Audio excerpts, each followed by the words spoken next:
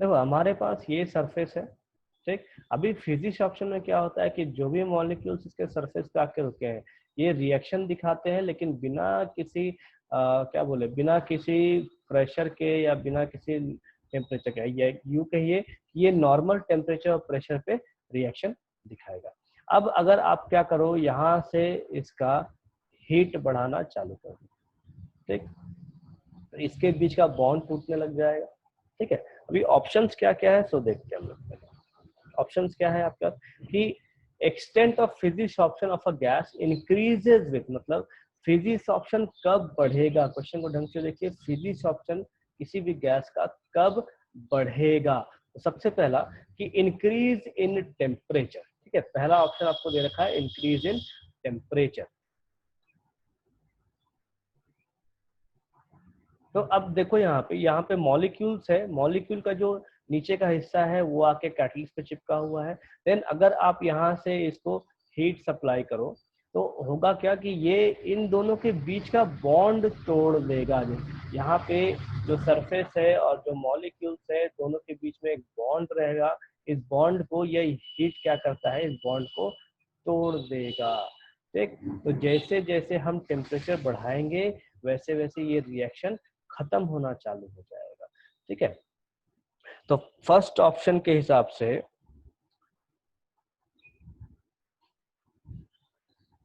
First option क्या कहता है, इंक्रीज इन टेम्परेचर। अगर टेम्परेचर बढ़ाएंगे तो हमारा रिएक्शन टूट जाएगा। अब क्वेश्चन क्या कहता है कि फिजिक्स ऑप्शन का प्रोसेस कब बढ़ेगा, तो कब बढ़ेगा, जब हम टेम्परेचर को घटाएंगे, मतलब डिक्रीज इन टेम्परेचर अगर करेंगे तो हमारा वो रिएक्शन चलना चालू हो जाएगा, ठीक है।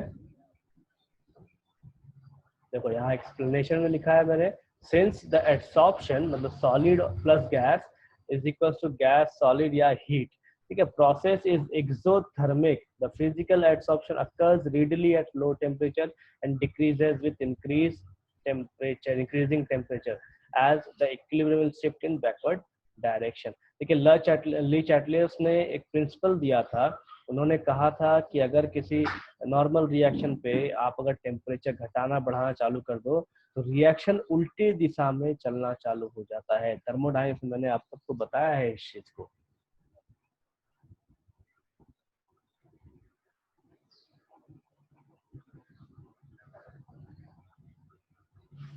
थर्ड ऑप्शन,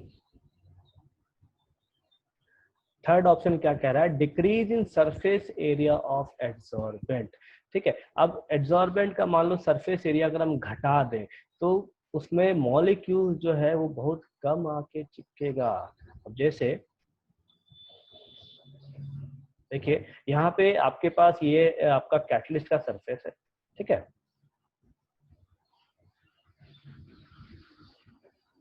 ये आपका कैटलिस्ट का सरफेस है। अब इस ये पूरा सरफेस एरिया आपको दे रखा है। अब सपोज करो इतने सरफेस एरिया में हमने क्या किया, इतना सरफेस एरिया हटा दिया, इधर राइट साइड वाला हटा दिया और हमने सिर्फ लेफ्ट साइड वाला लिया। तो अब आपके पास ये देखिए कि मान लो जो मॉलिक्यूल्स है यहाँ पे आ रहे हैं, मॉलिक्यूल्स यहाँ पे आ रहा है, मॉलिक्यूल्स यहाँ पे आ रहा है, मॉलिक्यूल्स यहाँ पे आ रहा है। तो जो मॉलिक्यूल्स इस एरिया में होंगे वही इस यहाँ पे कैटलिस्ट के सरफेस के साथ चिपकेंगे, जो इधर होगा वो तो चिपकेगा नहीं, ठीक है। तो सरफेस एरिया घट जाने की वजह से आपका रिएक्शन जो है वो भी डिक्रीज कर जाएगा। लेकिन क्वेश्चन क्या पूछ रहा है कि रिएक्शन इंक्रीज कब करेगा, ये आपको क्वेश्चन में पूछ रहा है।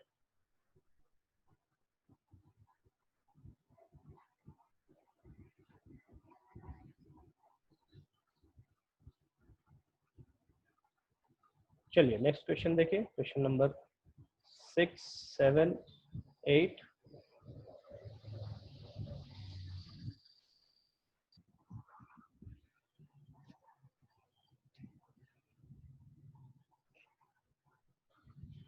Question number 6, 7, 8।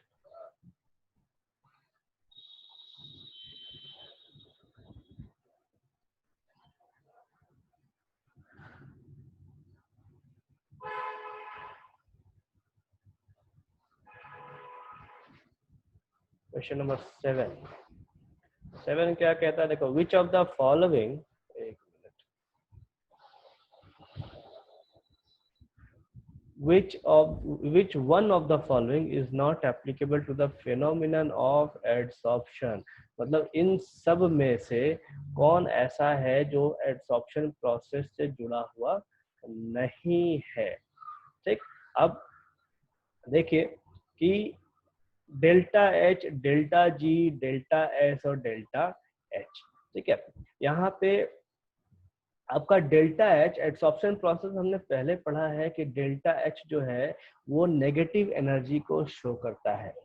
ठीक, नेगेटिव एनर्जी को शो करता है। ध्यान दीजिएगा, इस एडसॉर्प्शन प्रोसेस में आपका एनर्जी डिक्रीज होता है। हमने हमेशा पढ़ा एक्सोथर्मिक प्रोसेस है, तो एक्सोथर्मिक प्रोसेस का मतलब होता है कि एनर्जी डिक्रीज कर रहा है। ठीक है, तो अगर एनर्जी डिक्रीज कर रहा है तो उसका वैल्यू 0 से बड़ा नहीं होना चाहिए।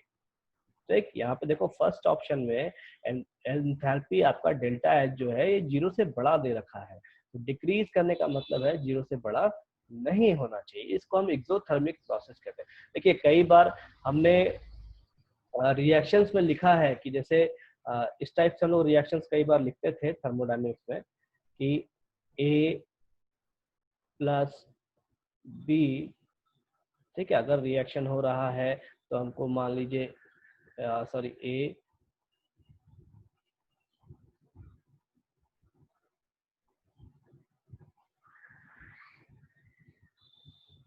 हमको दे रहा है, मान लीजिए कोई प्रोडक्ट ए बी प्लस, हम ऐसा लिखते थे डेल्टा एच और यहाँ पे हम नेगेटिव वैल्यू को लिखते थे। ठीक है, तो इसका मतलब क्या होता है कि प्रोसेस आपका एक्सोथर्मिक होता है। तो इस कंडीशन में जो एडसॉर्प्शन का प्रोसेस है वो प्योर एक्सोथर्मिक प्रोसेस है। तो अगर प्योर एक्सोथर्मिक प्रोसेस है तो इसका जो वैल्यू है ये वैल्यू 0 से बड़ा नहीं हो सकता। ठीक है,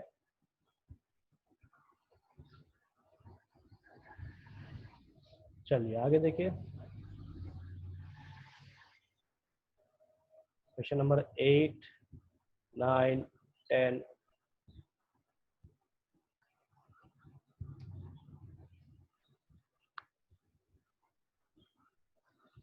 ये क्वेश्चन नंबर 8 आपका क्वेश्चन नंबर 2 के जैसा ही है। क्वेश्चन नंबर 8 और 2 एक जैसा है, बस सिर्फ पूछने का तरीका अलग है इसमें।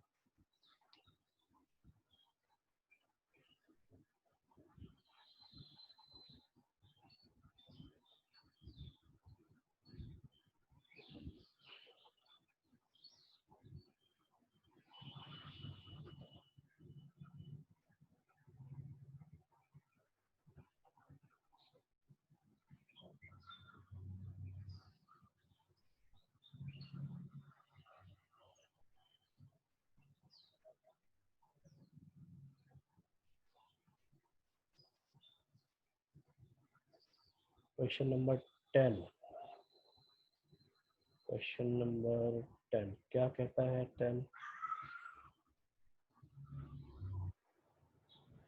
In physics option, adsorbent does not show specificity for any particular gas because, ठीक है, अभी कहता क्या है कि फिजिक्स ऑप्शन में अगर हम कोई गैस ले रहे हैं तो फिजिक्स ऑप्शन कोई भी पर्टिकुलर स्पेशल गैस के लिए कुछ नहीं दिखाता। ठीक है, मतलब स्पेशल गैस में हम उसको डिफाइन नहीं करते, उसको हर किसी गैस के लिए, रिएक्शंस के लिए हम डिफाइन करते हैं। इसका सिंपल सा रीजन है कि involve van der Waals forces are universal. Universal कहने का मतलब है जो गैसियस मॉलिक्यूल्स, देखो हमने एक चीज पढ़ा है पहले कि गैसियस मॉलिक्यूल्स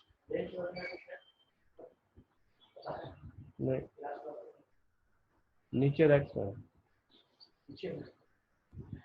ने पढ़ा है कि जो गैसियस मॉलिक्यूल्स है, अभी गैसियस मॉलिक्यूल्स जो है वो रैंडम मोशन में होते हैं। मान लीजिए यहाँ पे गैसियस मॉलिक्यूल्स है, ये इधर जा रहा है, यहाँ पे गैसियस मॉलिक्यूल्स है, ये इधर जा रहा है, यहाँ गैसियस मॉलिक्यूल्स है, वो इधर जा रहा है। तो सपोज कीजिए यहाँ पे हमने लिया है मान लो NH3 का गैस, ठीक है, अमोनिया गैस लिया है। तो अब अमोनिया गैस में ढेर सारे मॉलिक्यूल्स होंगे, बहुत सारे मॉलिक्यूल्स होंगे, तो मॉलिक्यूल्स का बीच में कोई ना कोई फोर्स ऑफ अट्रैक्शन तो जरूर होगा, क्योंकि एक मॉलिक्यूल दूसरे मॉलिक्यूल से अगर जुड़ा हुआ है तो कुछ ना कुछ तो फोर्स ऑफ अट्रैक्शन होगा।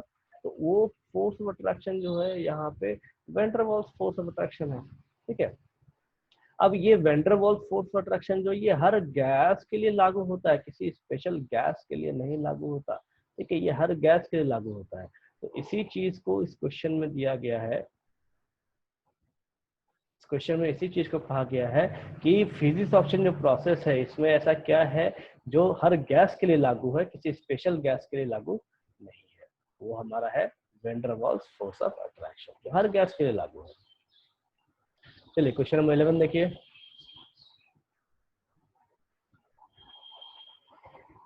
देखो ये सिर्फ आपको एग्जांपल दे रखा है कि water on calcium chloride is an example of adsorption process, sorry absorption process.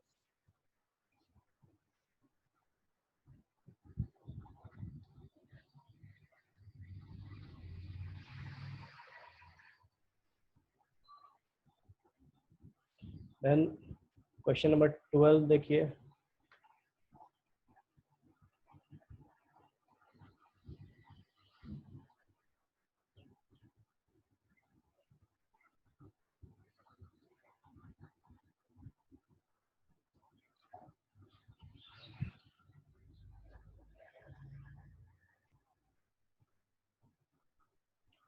कि 12 कहता क्या है कि on the basis of data given below predict which,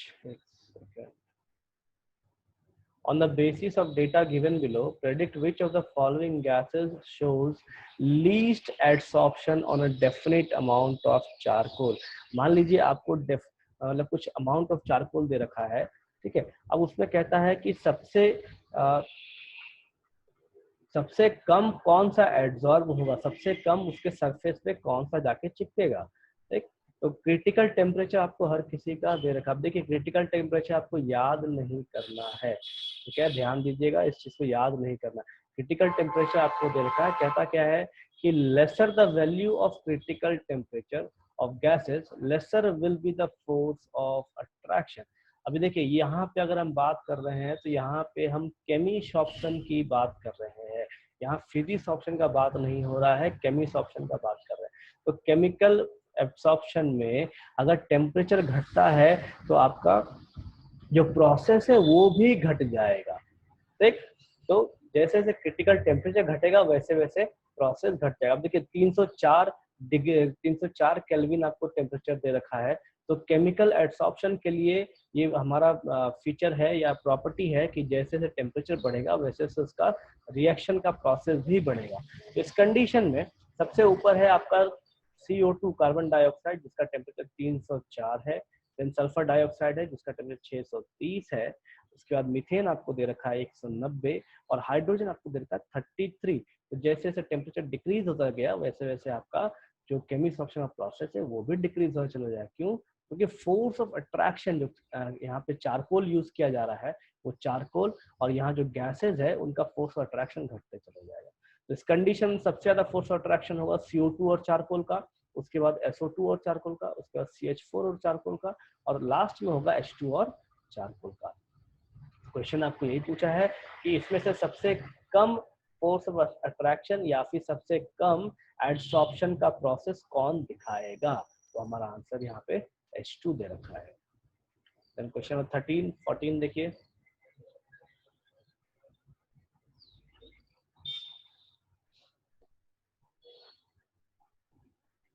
question number 13 आपका नोट से है डायरेक्ट क्वेश्चन कि जैसे जैसे कंसंट्रेशन बढ़ेगा सोप का वाटर में वो कैसा बिहेव करेगा। ठीक है, तो एसोसिएटेड कोलॉइड्स आपके नोट्स में दे रखे हैं।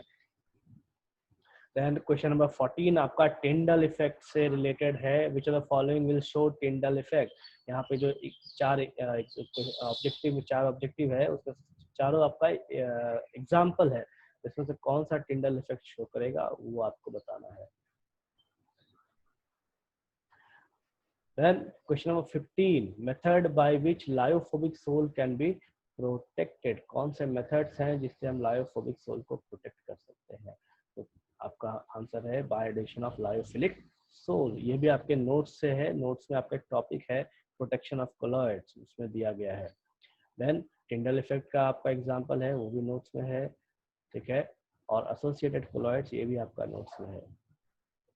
Question number 16, freshly prepared precipitate sometimes get converted to colloidal solution by, ठीक है, पेप्टाइजेशन। ये कंप्लीट डेफिनेशन है पेप्टाइजेशन का, ये पूरा का पूरा डेफिनेशन मैंने आपको लिखाया है नोट्स में कि फ्रेशली प्रिपेयर्ड प्रेसिपिटेट को हम पेप्टाइजेशन मेथड से कोलोइडल सॉल्यूशन में बदलते हैं। देखिए यहाँ पे डेफिनेशन लिखा हुआ है नीचे, peptization is a process in which freshly prepared precipitate can be converted into colloidal solution. तो ये काफी इंपॉर्टेंट प्रोसेस है, मैं आपको फिर भी बता दे रहा हूँ वापस एक बार, वैसा बोर्ड देखेंगे। फ्रेशली प्रिपेयर्ड कहने का मतलब है कि जब आपके पास यहाँ पे जो कोलॉइड्स है, अगर ये कोलॉइड्स नीचे जाके बैठ जाए तो इसको हम कहते हैं फ्रेशली प्रिपेयर्ड। ठीक है, मैंने आपको पहले भी ये दिखाया है, फ्रेशली प्रिपेयर्ड कहते हैं इसको। अब इसी चीज को वापस से जब हम कोलॉइड्स में कन्वर्ट करते हैं, कैसे कन्वर्ट करेंगे, तो इलेक्ट्रोलाइट्स को मिलाकर, जैसे हमने देखा था KI को मिलाते थे, KOH को मिलाते थे, AgCl, AgI इन सबको मिलाते थे, तो उसको हम वापस से कन्वर्ट करते हैं। इस प्रोसेस को पेप्टाइजेशन कहा जाता है।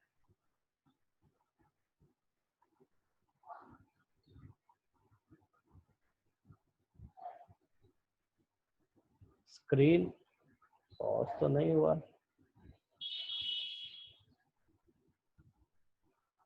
दिख रहा है स्क्रीन सबको? स्क्रीन दिख रहा है सबको?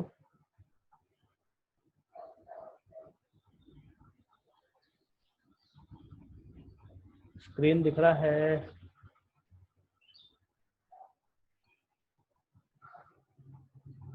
ठीक। Then question number 17.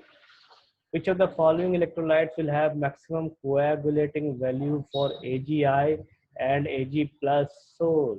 ठीक है, अब इनमें से सबसे ज्यादा किस में ये मतलब कि कौन सा इलेक्ट्रोलाइट इसमें से इसको सबसे ज्यादा नीचे बिठाएगा? तो क्या है ऑप्शन नंबर 2, क्यों? Higher the value of oppositely charge electrolyte faster will be the rate of coagulation.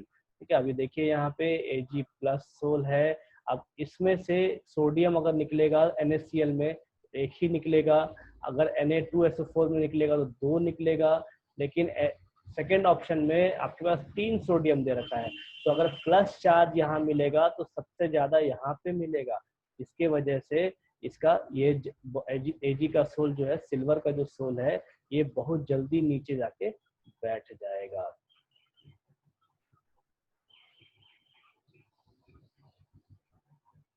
Then question number 18.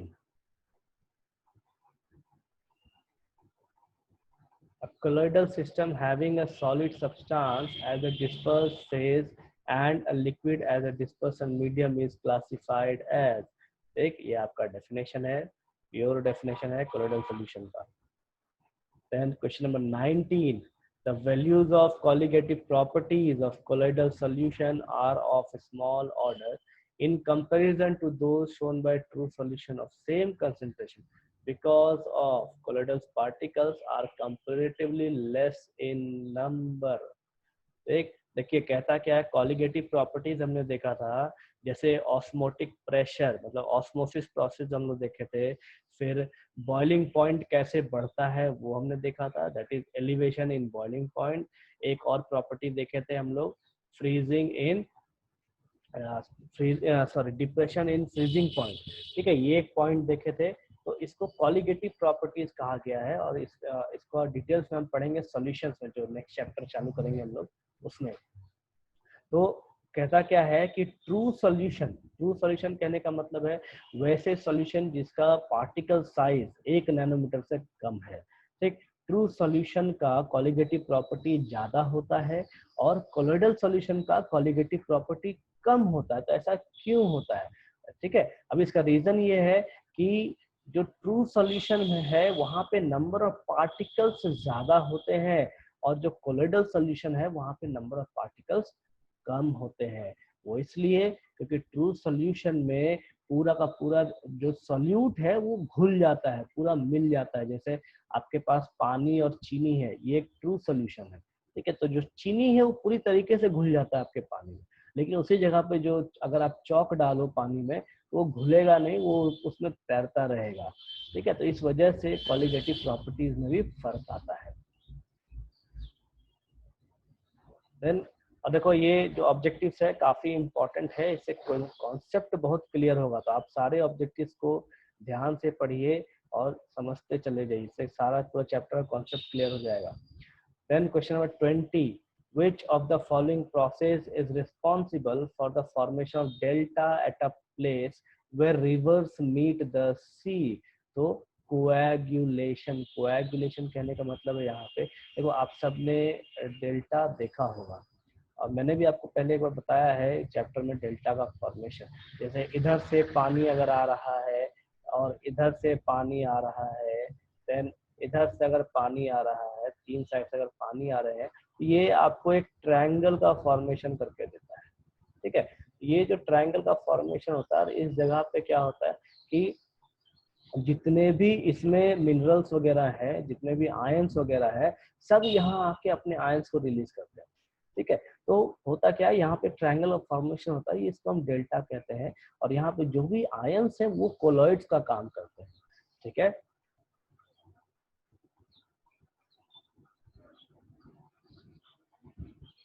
ठीक है, तो कोलॉइड्स जो वहां पे जमा होते हैं, वो जमा होते होते धीरे धीरे नीचे जाके बैठ जाता है, इसीलिए यहाँ पे कहा गया है कोएगुलेशन के वजह से वहां पे डेल्टा का फॉर्मेशन होता है और वहां पे सब कुछ सारे इलेक्ट्रोलाइट जाके एक साथ मिल जाते हैं और जाके बैठ जाते हैं। Then question number 21. Which of the following process is not responsible for the presence of electric charge on the soul particles? इन चारों में से कौन सा ऑप्शन ऐसा है जो हमको बताता है कि इलेक्ट्रिक चार्ज सोल पार्टिकल पे प्रेजेंस नहीं रहेगा? सबसे पहले देखिए, electron capture by sol particle. अगर इलेक्ट्रॉन कैप्चर कर रहा है तो